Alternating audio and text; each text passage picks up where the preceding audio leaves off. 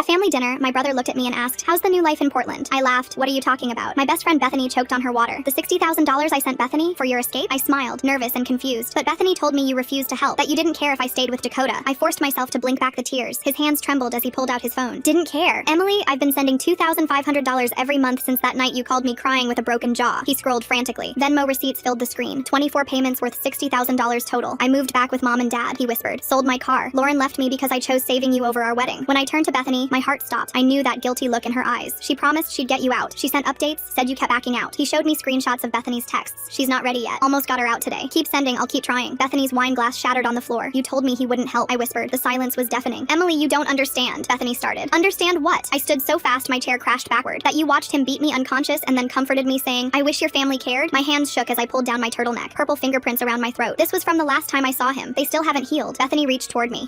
I don't." I jerked back. "You don't get to comfort me anymore." The words caught in my throat. "I tried to leave," I said, voice cracking. "Remember? You drove me to that apartment viewing. Said it fell through. Then another. Then another." Bethany stumbled backwards, searching for words that wouldn't come. "But you'd just panic. You'd change your mind anyway." "Because I had no money." The scream ripped from my chest. "I maxed 7 credit cards trying to escape." I yanked up my sleeve. Our matching Sisters by Choice tattoo mocked me in faded ink. My brother's voice was deadly quiet. "I created you a GoFundMe. It raised $4,000. And I sent that too." The room spun. "I lost my job because he found out about the remote work. You said no one would hire me anyway." "Your graduation," my brother choked out, angling himself towards my best friend. "You told me she didn't want me there." "I waited for you," I whispered. "Saved you a seat." The math hit me like a train. 2 years, 730 days. "Do you know what happened in those extra 730 days, Bethany?" She didn't answer. "I lost hearing in my left ear. See this?" I turned my head. He ruptured my eardrum because dinner was cold. My brother made a sound like a wounded animal. "I signed over Grandma's house to him, the inheritance, because we needed groceries, while you had $60,000 just sitting there. I was pregnant." The words fell like bombs. 5 months. "Your first niece." I looked at my brother. "I lost her after he threw me down the stairs." "You know what I was thinking about while I bled? How I couldn't afford the hospital." Bethany was crying now. Ugly, selfish tears. "But wait, it gets better." I laughed, high and hysterical. "The damage was too severe. I'm infertile now, forever, because I couldn't afford the follow-up surgery." Bethany took a step back, but I followed. The years of rage were finally breaking free. "You want to know the best part?" I stepped closer. "You were my maid of honor. At the wedding he forced me into. You held my bouquet while I married my monster, knowing you had my escape in your bank account." Bethany screamed. "I deserve to be a mother more than someone who couldn't even leave." I paused, not understanding. "Bethany, where did the money go?" Her face went bright red, like she said something she shouldn't have. "Where's my $60,000, Bethany?" "I used it for IVF." The words burst out. The room went silent. Even the clock stopped ticking. My brother stood slowly. His whole body shook. "You stole her chance at children to buy your own?" He grabbed my hand, checking my pulse like I might disappear. "I used to have nightmares where I was at your funeral, and everyone kept asking why I didn't help. Now it feels like it just came true." "Pack your things," he said firmly. "Tonight." "You didn't just steal money," I said quietly. "You stole my family from me. I thought Derek abandoned me." "You stole that." Derek was already on another call. I didn't know it at the time, but Derek was about to make my parents pay. Me and Bethany's lives were about to change forever, for better and for worse. Derek walked straight to my bedroom closet and yanked out the duffel bag I'd hidden behind old winter coats, the one I'd packed and unpacked a dozen times over the past year whenever I thought I might actually leave. His phone was already pressed to his ear, and I heard Dad's voice answer on the other end before Derek cut him off with words so cold they made me flinch. "You're going to listen for once in your life." He walked into the bathroom and shut the door, but I could still hear his muffled voice getting louder with each word, while Bethany sat frozen on my living room floor, mascara running down her face in thick black streaks. My hands shook as I grabbed the plastic grocery bag from under the sink and started throwing in my medications from the bathroom counter, the anxiety pills and painkillers and antibiotics from the last time Dakota hurt me bad enough to need them. The orange bottles clattered against each other as I dropped them twice, trying to get them all in the bag, then remembered my phone charger and had to crawl under the bed to unplug it from the wall. Derek came back out with his jaw clenched so tight I could see the muscle jumping, and he picked up my duffel bag with one hand and grabbed the grocery bag from me with the other. "We're leaving now." His voice was flat and hard like I'd never heard it before. "Mom and Dad will deal with her until the police get here." He nodded toward Bethany, who was still on the floor making these weird gasping sounds like she couldn't catch her breath. I followed Derek out the door without looking back at her, my legs feeling like jelly as we walked down the 3 flights of stairs to his car parked on the street. The second I sat down in the passenger seat, my whole body started shaking so hard my teeth were chattering, even though Derek cranked the heat up all the way and pointed every vent toward me. He drove fast but careful, checking the mirrors every few seconds like he expected Dakota to appear behind us any second. "We're going to a motel first," he said after about 20 minutes of driving through back roads I didn't recognize. "It's safer than going straight to Mom and Dad's in case he comes looking for you there." The thought of Dakota looking for me made my stomach lurch, and I realized I hadn't even thought about him finding out I was gone until right that second. Derek pulled into a rundown motel with half the neon sign burned out and parked near the office, telling me to stay in the car with the doors locked while he went inside. I watched him through the window as he paid the clerk in cash, not using a credit card that could be traced, and came back with 2 room keys. He drove us around to the back of the building and parked right in front of rooms 23 and 24, grabbing our bags and checking around the parking lot before letting me get out. The rooms were connected by an inner door that he immediately unlocked and propped open, then went through both rooms checking the windows and testing the deadbolts on both outer doors. "I'm not leaving you alone tonight," he said, sitting down on the bed across from where I'd collapsed on the other one. That's when everything hit me all at once and I started sobbing so hard I couldn't breathe. These huge gasping sobs that felt like they were ripping me apart from the inside. Derek moved over and just held me while I fell completely apart, not saying anything, just letting me cry until I didn't have any tears left and my whole body felt empty and wrung out like a dish rag. I must have fallen asleep at some point because when I woke up it was morning, and Derek was sitting in the chair by the window with his his phone in his hand. "There's a number here for a domestic violence hotline," he said quietly when he saw I was awake. "I think we should call them." My hands were still shaking when I took the phone and dialed the number, listening to it ring 3 times before a woman's voice answered, calm and steady like she'd done this 1,000 times before. "My name is Jocelyn Reeves," she said after I stumbled through trying to explain why I was calling. "I can meet you at the courthouse today to help you file for an emergency protection order if you're ready." I told her yes, even though I wasn't sure I was ready for anything, and she gave us directions to meet her at the courthouse at 10 o'clock. Derek drove us there in silence, and I saw Jocelyn waiting by the metal detectors, a middle-aged woman with kind eyes who took my arm gently and led us to a small office on the 3rd floor. She helped me fill out all the forms while Derek pulled up photos on his phone that he'd screenshot from our video calls over the past 2 years, pictures of my black eyes, and split lips and bruised arms that he'd been keeping as evidence without telling me. The judge was an older woman who looked at everything carefully, studying each photo and reading my statement twice before signing the temporary restraining order against Dakota. "This is valid for 2 weeks until your hearing," she explained, but I knew it was just paper, and paper couldn't actually stop him if he really wanted to find me. Derek drove us straight from the courthouse to an urgent care clinic where the doctor, a young woman with gentle hands, took photographs of the purple fingerprints around my throat and documented every cut and bruise on my arms and legs. I wonder what Derek's really saying to their parents behind that bathroom door while Emily's packing. There's something about how cold his voice got that makes me think this family dynamic runs deeper than we're seeing right now. She gave me a referral to see an ENT specialist about my damaged ear, writing notes in my chart about the hearing loss I'd been hiding for months. That evening, Derek called our parents again and put them on speaker, so I could hear Mom crying on the other end. "We're getting Bethany out of the apartment," she said between sobs. She admitted everything about the money, all of it. Dad's voice came through next, and he sounded more angry than concerned when he said they'd do whatever it took to help now, like he was mad about having to deal with this mess more than worried about me. Later that night, Jocelyn called to check on me and discuss what would happen next. "I think you should stay with family rather than go to a shelter if that's a safe option," she said. We agreed I'd go to my parents' house the next day, but only with new locks on all the doors, and their security system turned on, and nobody allowed to visit without checking who it was first. "Derek will stay there too," I told her, and she said that was good, that having someone else there would help. The drive to my parents' house the next morning felt like traveling back in time, passing all the familiar streets and stores from when I was growing up, before Dakota, before everything went wrong. Mom had already changed the locks and gave us new keys, and Dad had activated their security system that they'd never bothered using before. My childhood bedroom looked exactly the same as when I'd left it years ago. The same purple walls and boy band posters and stuffed animals on the shelf like a museum of who I used to be. That first night, I woke up 4 times thinking I heard Dakota in the house, my heart racing and sweat soaking through my shirt, even though Derek had dragged an air mattress into my room and was sleeping right by the door. The familiar wallpaper with its tiny flowers seemed to belong to some other girl's life, someone who hadn't been broken into pieces and put back together wrong. 3 days later, Detective Winnie Guzman knocked on my parents' door at 9 in the morning. She was older than I expected, with gray streaks in her hair and tired eyes that had seen too much. Derek sat next to me on the couch while she pulled out her phone to record everything. She asked me to start from the beginning with Dakota, and I talked for 2 hours straight. My voice cracked when I described the beatings and the lost baby and signing over Grandma's house. She wrote notes while I talked and asked specific questions about dates and hospital visits. Then she wanted to know about Bethany and the money, and Derek pulled up all the screenshots on his phone. He showed her every Venmo payment and every text where Bethany lied about me backing out. The detective scrolled through everything slowly and took pictures of his phone screen with her own phone. She said the DA would review everything for possible fraud charges against Bethany. Before she left, she gave me her card and said to call if I remembered anything else. That afternoon, Jocelyn called and said she found a civil attorney named Alistair Bowen who wanted to meet with us. His office was downtown in a building with marble floors, and I felt out of place in my old sweatshirt. Alistair was younger than I thought lawyers would be, with thick glasses and papers everywhere on his desk. He listened to the whole story without interrupting, then explained we had a strong case for theft and fraud. He said I could sue for the full $60,000 plus extra damages for being trapped longer with Dakota. The legal terms made my head spin, but he broke it down simply. Bethany took money meant for me under false pretenses, which was fraud and conversion. He pulled out a stack of papers for me to sign to officially hire him as my lawyer. His fee would come from whatever we recovered, so I wouldn't owe anything up front. I signed everything with shaking hands while Derek read through each page carefully. That night, I couldn't sleep, so I started going through my old emails on my laptop. Something felt wrong about how I never saw Derek's messages about the GoFundMe he mentioned. I searched for his email address and found dozens of messages in my spam folder somehow. But when I looked closer, I saw someone had created email filters to automatically delete anything from Derek. The filters were dated 2 years ago, right when he started sending money to Bethany. My stomach dropped when I realized Bethany must have gotten into my email account somehow. She knew my passwords because we used to share everything like sisters do. I found the GoFundMe link Derek had sent with pictures of my bruised face and his plea for help. $4,000 from strangers who wanted to help me escape, and I never even knew it existed. The betrayal hit me all over again, and I threw up in the bathroom sink. Derek heard me and came to check, and I showed him what I found on the laptop. His face went white when he saw the email filters, and he started pulling up his own phone. He had saved every text conversation with Bethany for the past 2 years in a folder. He showed me message after message where she controlled his access to me completely. She told him I didn't want him at my graduation because I was too ashamed to see him. She said I refused to come to holidays because I couldn't face the family after marrying Dakota. Every single lie was perfectly crafted to keep us apart while she played the supportive best friend. She even sent him fake updates about trying to get me out with specific details about apartment viewings. Meanwhile, she was telling me Derek abandoned me and didn't care if I lived or died. The manipulation was so calculated it made me physically sick to read through everything. 2 days later, Alistair called to say he was sending official legal letters to preserve evidence. He sent one to Venmo requiring them to keep all records of Derek's payments to Bethany. He sent another to GoFundMe to preserve the fundraiser Derek created and all donation records. Then he sent a demand letter directly to Bethany requiring her to maintain all bank records about the money. She had 30 days to respond, or we would file the lawsuit and make everything public. My parents called that night asking for a family meeting, and we drove over the next morning. Mom had been crying crying and her eyes were red and puffy when she opened the door. She sat us down in the living room and admitted she suspected something was wrong with Dakota. She said she saw the bruises at Thanksgiving but didn't want to interfere in my marriage. Dad got defensive immediately and started complaining about the legal mess we were creating with Bethany. He said lawsuits would just drag everything out and make our family look bad in town. But he agreed to support me even though his voice sounded more annoyed than caring. The conversation went in circles with Mom crying and Dad getting frustrated about money and reputation. I left feeling more alone than before, even though they said they wanted to help. The next week, I finally saw the ENT specialist about my ear, and she did a bunch of tests. She confirmed what I already knew about permanent hearing loss from the ruptured eardrum. She said the damage was too old to repair surgically, and scheduled me for a hearing aid fitting. I would need to wear one for the rest of my life and replace it every few years. Another thing Dakota stole from me that I could never get back no matter what happened legally. Jocelyn called that afternoon and asked if I wanted to attend a support group for abuse survivors. I didn't want to go, but Derek said it might help, so I agreed to try once. The meeting was in a church basement with folding chairs in a circle and terrible coffee. There were 8 other women there, and they all had different stories but the same broken look. One woman's sister stole her inheritance while she was in the hospital after her husband's attack. Another woman's best friend sabotaged all her job applications to keep her dependent and trapped. Hearing their stories made me realize betrayal comes in so many forms, but the pain feels the same. I didn't talk that first meeting, but I listened to everything and cried quietly in my chair. 2 weeks after the restraining order, Dakota started calling from different numbers, leaving voicemails. He would cry and apologize, then get angry and threaten to find me wherever I was hiding. Derek helped me document every call, and we went to the police station to file a report. The officer said they would arrest Dakota if he kept violating the order, but I knew that wouldn't stop him. We changed my phone number that day and only gave it to necessary people like lawyers. 3 weeks after sending the demand letter, Alistair got a response from Bethany's lawyer. The letter said she couldn't pay back the money because she was $80,000 in debt from failed IVF cycles. They claimed the money was a gift from Derek to help her have a baby, not theft. Reading that made me so angry I actually threw my phone across the room and cracked the screen. The audacity of claiming my escape money was a gift made me physically sick with rage. Alistair called the next morning and asked me to come to his office to review our strategy. Derek drove me there and we sat in the conference room while Alistair spread out printed screenshots of all Bethany's texts to Derek. He pointed to specific messages where she told Derek I was backing out, that I wasn't ready, that I kept changing my mind. Then he showed bank records proving she deposited Derek's money the same days she sent those lies. He explained that this pattern showed clear intent to deceive, and that we could prove she knew exactly what she was doing when she took the money. The legal terms made my head spin, but the basic idea was simple enough. Bethany lied to get money that wasn't hers, and we had proof. Alistair said judges hate this kind of betrayal, and we had a strong case for getting every penny back plus damages. Bethany's lawyer claiming those payments were gifts for IVF makes me wonder how long she's been planning this defense. The timing of those email filters 2 years ago, right when Derek started sending money, seems way too convenient to be coincidence. While he talked, I kept seeing flashes of my wedding day 2 years ago. Bethany had been there at 6 in the morning to help me get ready. She curled my hair and fixed my veil when my hands shook too much to pin it right. She held my bouquet at the altar while I said vows to Dakota that made me want to throw up. She gave a maid of honor speech about true love and finding your person, all while $60,000 sat in her bank account. The memory made me so angry I had to excuse myself to the bathroom where I dry heaved over the toilet. When I came back, Derek was on the phone with our parents asking about help with an apartment. I heard Dad's voice through the speaker complaining about how much everything costs. Mom took the phone and said they would help, but I had to promise to get therapy and get my life together. They wanted receipts for everything and weekly check-ins about my progress. Derek's jaw tightened, but he agreed to their terms because we both knew I had no other options. That afternoon, Jocelyn called about a data entry job one of her contacts needed filled. It was boring work typing numbers into spreadsheets, but I could do it from anywhere with internet. The pay was barely enough for food and basic bills, but having any income felt huge. I filled out the application that night and got approved 2 days later. My first week I made $300, and when the deposit hit my account, I sat on Derek's couch crying with relief. Detective Guzman called while I was working on spreadsheets the next week. She said the district attorney reviewed my case and decided to file assault charges against Dakota. There would be a preliminary hearing in 3 weeks where I'd have to testify about the abuse. My whole body went cold at the thought of seeing him again. She said I could request screens so I wouldn't have to look at him directly, but I'd still be in the same room. I agreed to testify even though the idea made me want to run away and never come back. Meanwhile, Bethany started posting weird stuff on social media about being betrayed and how only real friends understand fertility struggles. Our mutual friends started texting me asking what happened between us. I kept my answers short, just saying we had a falling out and leaving it at that. Derek wanted me to post the truth about what she did, but I was too tired to deal with the drama. I had my first appointment with Catherine Walsh 3 days before the criminal hearing. She specialized in trauma and didn't push me to forgive anyone or move on like other therapists I'd tried. Instead, she helped me make a safety plan for the hearing and taught me breathing exercises for when I felt panic rising. We talked about small goals like eating 3 meals a day and taking showers regularly. She said healing wasn't linear and some days would be harder than others. Insurance covered part of the sessions, but I still had to pay $40 each time, which ate into my food budget. A week later, Alistair called with news that made me see red all over again. Through discovery, he got Bethany's full bank records showing where the money went. Yes, she spent thousands on IVF treatments, but she also bought plane tickets to Hawaii, put $8,000 down on a new car, and had charges at expensive stores almost every week. While I was getting my eardrum ruptured and losing my baby, she was shopping at Nordstrom with my escape money. Alistair said this would help our case because it showed she didn't even use all the money for fertility treatments like she claimed. We officially filed the lawsuit the next Monday. Alistair warned me that court records are public and people might find out about everything that happened. I thought about all the shame and secrets I'd been carrying and decided I didn't care anymore. Let people know what Bethany did and what I survived. At least the truth would be out there instead of her lies. That same night, Derek showed me his phone where he'd texted his ex Lauren to apologize for choosing to help me over their wedding. Her response was kind, but clear that they were done forever. She said some choices change everything and can't be undone no matter how sorry you are. Derek's eyes were red when he showed me, and we both sat there crying about everything he lost, trying to save me. me, while Bethany stole that chance away. 3 days later, Mom called another family meeting and I could tell from her voice something was wrong. Dad sat at the kitchen table with his hands folded while Mom paced back and forth near the window. Derek arrived late and took the seat next to me without saying anything. Mom finally stopped pacing and looked right at me. "We need to tell you something about Bethany." My stomach dropped because I knew this wasn't going to be good. Dad cleared his throat and started talking about how Bethany had called them 2 years ago, worried about me. She'd told them about the bruises and asked what she should do. Mom's voice cracked when she admitted they told Bethany to handle it herself because they didn't want to get involved in my personal business. They gave her permission to manage the whole situation instead of stepping in themselves. The room went cold and I felt like I couldn't breathe. Derek slammed his fist on the table so hard the salt shaker fell over. "You told her to handle it?" His voice was deadly quiet. Dad tried to explain they thought it would be better coming from a friend, but Derek wasn't having it. I stood up and walked out without saying anything because if I opened my mouth, I'd scream. The restraining order hearing happened 2 weeks later at the courthouse downtown. I wore my only nice outfit and sat behind the prosecutor while Dakota sat on the other side with his lawyer. The judge reviewed all the violations we'd documented, including the phone calls and texts, despite the temporary order. Dakota's lawyer tried to argue they were just attempts to reconcile, but the judge wasn't buying it. She looked through the evidence folder with all the photos of my injuries and the police reports. After 20 minutes, she granted a 2-year protection order requiring Dakota to stay 500 feet away from me at all times. He had to surrender his guns to the sheriff within 48 hours. The judge warned him that any violation would result in immediate arrest. It was just a piece of paper, but at least now it had real consequences attached. Walking out of the courthouse, I felt a tiny bit safer, even though I knew paper couldn't really stop him if he wanted to hurt me again. Alistair called the next morning saying Bethany's lawyer wanted to meet about a settlement. We met at his office that afternoon where her lawyer laid out the offer on official letterhead. She would pay back $30,000 over 10 years if I signed an NDA agreeing never to discuss what happened publicly. The lawyer said this was generous considering Bethany's financial situation. Alistair leaned back in his chair and told them it was insulting to offer half the stolen amount plus demand silence about it. I looked at the paper with all its legal language and pushed it back across the table. No deal. The lawyer seemed surprised and started explaining how I'd get nothing if we went to trial, but I didn't care. I wasn't going to let Bethany buy my silence for half of what she stole. At support group that week, the room split down the middle about my decision. Some women thought I was being stupid turning down guaranteed money when I desperately needed it. Others said standing my ground was the right thing, even if it meant getting nothing in the end. One woman who'd been coming for 3 years said her sister stole her inheritance and she took a settlement with an NDA, but regretted it every day because she couldn't warn other people. The facilitator reminded us there's no right way to seek justice and everyone has to make their own choice. I sat there listening to everyone's opinions and realized how much Bethany's betrayal had messed up my ability to trust anyone's motives anymore. Even these women trying to help made me wonder what they really wanted from me. The fertility specialist appointment came 2 weeks later at the women's clinic across town. She reviewed all my medical records from the miscarriage and did an exam that hurt more than I expected. After running some tests, she sat down and confirmed what the hospital had already told me. The damage from the untreated miscarriage was too severe, and I'd never be able to carry a pregnancy. She talked about other options like adoption or using a surrogate, but I couldn't even process that information. Walking out to my car, I felt hollow, but also weirdly relieved to know for certain instead of wondering. There was no maybe anymore, just a definite never. I sat in the parking lot for an hour before I could drive home. My parents finally agreed to help with an apartment deposit after I showed them 3 rejection letters from cheaper places that turned me down for bad credit. Mom wrote the check while making comments about being more responsible with money in the future. The landlord at the 4th place almost rejected me too when he ran my credit, but Derek offered to co-sign the lease. After 2 hours of paperwork and background checks, I got the keys to a tiny studio apartment on the 3rd floor of an old building. It was 300 square feet with a kitchenette and a bathroom so small you could touch both walls at once, but it was mine. Moving day came a week later, and everything I owned fit in Derek's car with room to spare. He helped me carry up 2 boxes of clothes and a bag of kitchen stuff Mom had given me. Derek installed new deadbolts on the door and set up a doorbell camera that sent alerts to my phone. Mom showed up with grocery bags and some old sheets from their linen closet. That first night alone, I checked a lock 6 times and jumped at every noise in the hallway, but I also slept better than I had in months, knowing Dakota didn't have a key to this door. Derek's ex Lauren saying some choices can't be undone makes me curious about what she's really feeling beneath that polite response. There's something deeper in how she phrased that. 2 weeks into living alone, I got a call from Detective Guzman saying Dakota had been caught on my parents' security camera driving by their house 3 times in one night. We filed another violation report and had to go back to court where the judge was clearly angry. She told Dakota's lawyer that his client was testing her patience and next time would mean jail time, not just warnings. I bought more locks for my windows and started varying my route to work, but refused to live, scared all the time. Good news finally came when Alistair called saying the court had frozen $15,000 of Bethany's assets while our lawsuit was pending. Her lawyer filed an emergency motion claiming this created severe financial hardship for his client. The judge reviewed the motion and noted that Bethany hadn't worried about hardship when she was spending stolen money meant for domestic violence escape. The freeze would stay in place until the case was resolved. It was a small victory, but the first real consequence Bethany had faced for what she did. A week later, I found a thick envelope in my mailbox with Bethany's handwriting on it. Inside was a 3-page letter where she tried to explain herself without really apologizing. She wrote about being jealous of my relationship with Derek since we were kids and how desperate she was to have a baby. She said the debt from failed IVF treatments made her convince herself she deserved the money more than someone who kept choosing to stay with their abuser. There was no real sorry anywhere in the letter, just explanations and excuses that changed nothing about what she'd done. 3 weeks later, Catherine handed me a yellow legal pad in her office and told me to write everything I needed from my parents. My hand shook as I wrote that they had to admit they failed to protect me and stop acting like what happened wasn't that bad. I wrote that they couldn't blame me for the legal stuff with Bethany or make me feel guilty about needing their help. Catherine read it over and helped me make it clearer without softening the message. I folded the letter into an envelope and dropped it in the mailbox outside her building, even though I knew they might never talk to me again. 2 days later, Mom called saying they'd do family therapy if that's what it took to fix things. Our Our first session was awkward with all four of us crammed into the therapist's small office. Mom kept wiping her eyes and saying she was sorry without making excuses about not knowing how bad things were. Dad sat with his arms crossed and kept checking his watch, but at least he showed up. The therapist said healing would take time and there was potential if everyone stayed committed. I nodded, but didn't really believe things would get better between us. That weekend, I spread all the hospital papers from my miscarriage across Derek's kitchen table. Each receipt and discharge form and test result made my chest tight, but I sorted them into neat piles by date. Derek helped me scan everything into his computer and make backup copies on a flash drive. Alistair said having everything organized would help our case against Bethany. The mediation happened in a conference room downtown with lawyers on both sides of a long table. Bethany wouldn't look at me while her lawyer argued she couldn't pay back the full amount. After 4 hours of back and forth, she agreed to pay $60,000 over 15 years with no NDA so I could talk about what she did. She also had to do 200 hours at a domestic violence shelter and keep paying no matter what happened with her finances. It wasn't perfect, but seeing her sign those papers admitting she stole from me felt like something. A week later, Detective Guzman called about Dakota's case moving forward. The DA offered him 3 years probation with a batterer program and permanent restraining order instead of trial. If he messed up during probation, he'd serve 2 years in prison. I thought about it for 3 days before agreeing, because I couldn't handle telling everything again in a public trial. At the plea hearing, I stood at the podium reading my victim impact statement about the permanent hearing loss and infertility. Dakota stared at the table the whole time, never looking up once. The judge accepted the plea and gave him the sentence while I gripped Derek's hand so hard my knuckles went white. Walking out of the courthouse, I felt empty, but also like a weight had lifted off my shoulders. The next morning, I got a call from a company about the customer service application I'd sent weeks ago. The hiring manager asked about the gap in my work history, and I told her the truth about leaving an abusive situation. She said she was a survivor too and believed in second chances. They offered me full-time remote work with health insurance starting next month. I cried after hanging up because it was the first good news in so long. At our next family therapy session, Dad finally looked at me instead of the wall. He said he was scared of confrontation and chose to ignore what was happening instead of protecting me. My parents agreed to pay for my therapy and medical bills from my injuries. The therapist said it was progress, even if our relationship would never be the same as before. With insurance starting soon, I made appointments to see about surgery for the internal scarring from the miscarriage. The doctor examined me and said surgery wouldn't fix the fertility damage but might help with the constant pain I'd been having. I scheduled it for next month and tried not to think about how much recovery would cost. The surgery took longer than expected, but the doctor said it went well. I woke up feeling like my insides were on fire, and the pain meds made me throw up. 3 days later, my temperature spiked and the incision started leaking yellow fluid. The emergency room doctor said I had an infection and needed IV antibiotics for a week. I had to call my new job and explain why I'd missed training. The manager was understanding, but I could tell I'd already used up her patience before even starting properly. The antibiotics made me so tired I could barely stay awake for the online training modules. Derek had to loan me $800 for the hospital bills that insurance didn't cover. Mom said they couldn't afford both my therapy and these surprise medical costs, so I'd have to figure something out. I stared at the pile of bills on my kitchen counter, wondering if I'd ever stop drowning in debt from what Dakota and Bethany did to me. 2 weeks later, Alistair called while I was sorting through medical bills at my kitchen table. He said Bethany's first payment bounced and her lawyer just sent notice she was filing for bankruptcy. My hands went numb holding the phone as he explained bankruptcy could wipe out the whole debt if the court allowed it. He filed an emergency motion right away arguing fraud debts can't be discharged, but warned me the legal fight could take years. The retainer alone would cost another $5,000 I didn't have. I stared at the $60,000 settlement papers that might become worthless and had to decide if I should keep fighting or just accept I'd never see the money. 3 days later, Detective Guzman called about Dakota getting arrested for drunk driving with a blood alcohol 3 times the legal limit. Since it happened during his probation, the prison sentence kicked in automatically, and he'd serve 2 years starting immediately. Part of me felt safer knowing he was locked up, but that same afternoon, his mom started leaving voicemails calling me a vindictive bitch. His brother sent Facebook messages saying I ruined Dakota's life and deserved everything that happened to me. The police said the threats weren't specific enough to do anything about, so I spent money I didn't have on more security cameras for my apartment door. My hearing aid finally arrived, but insurance only covered the cheapest model that whistled with feedback every time I turned my head. The audiologist adjusted it 3 times, but said the basic model just did that sometimes. During work calls, the feedback got so bad, I'd have to mute myself and pretend my internet was cutting out. She told me I'd need to replace it every few years at $3,000 each time, which made my stomach drop. Derek started bringing his new girlfriend Amy to family dinners, and she kept asking why he was so involved in helping his adult sister. He missed our next 2 therapy sessions, and when I confronted him, he finally admitted he resented losing Lauren and his savings because of me. We screamed at each other in Mom's driveway until we both cried and hugged, but something felt broken between us after that. 6 months into the payment plan, Bethany had only made 2 payments before claiming hardship from new IVF treatments costing $15,000. The court modified her payment schedule, stretching it to 20 years, which meant I'd be 53 when it finished if she even kept paying. Alistair said I should mentally write off the money to move forward, but the injustice burned in my chest every night. My apartment building sold to a developer who sent notices raising rent 40%, which was legal with 60 days notice in our state. Even with my full-time job, I couldn't afford the new rate, and my credit was too damaged from medical debt to qualify anywhere decent. Mom offered to let me move back home, but with rules about being home by 10 and getting my life together, that made me feel like a teenager. At what became my last support group meeting, I looked around and recognized the same faces from a year ago, still telling the same stories. Some women had moved on with their lives, while others like me seemed stuck between who we were and who we wanted to be. The facilitator asked if I wanted to share, but I just shook my head and never went back. A year after leaving Dakota, I sat at my kitchen table with bankruptcy papers spread out next to past due medical bills totaling $48,000. The lawyer explained I could keep my car and basic stuff, but any money from Bethany's lawsuit would go to creditors first anyway. I signed my name on each form, knowing it meant 7 more years of ruined credit on top of everything else. At least this time it was my choice, even though I wondered if there was really any difference between Dakota's cage and this new one made of poverty and damaged credit. Thanks for sticking with me through all of this today. It's definitely been quite a journey to share together. Catch you next time, and hey, subscribe for more content like this.